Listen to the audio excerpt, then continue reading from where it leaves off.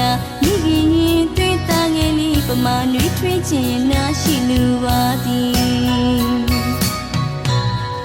ဖျားတပည့်တော်ဒီတရဝရီချင်းချင်းဒုက္ခဖြစ်ခြင်းကင်းလူပါသည်မာတာယထာနိယပုဒ္ဓမိခင်ရင်သွေးသားငယ်လေးပမာနွေးထွေးခြင်းနာရှိလူပါသည်သူတပါးတော်ပေါ်၌အမျက်ထွက်ခြင်းကင်းလူပါသည်သူတပါးတော်ပေါ်၌ပြစ်မှားမှုမဖြစ်လူပါသည်သူတပါးတော်ပေါ်၌အမျက်ထွက်ခြင်းကင်းလူပါသည်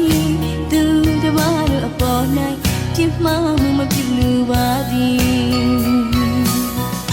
စီရင်ကိုမလောပါတကချစ်ချင်းမုန်းခြင်းကင်းလူပါသည်နှလုံးသားချင်းဆက်နွေထားတာမေတ္တာတရားမေတ္တာထားမှဤခြင်းရာ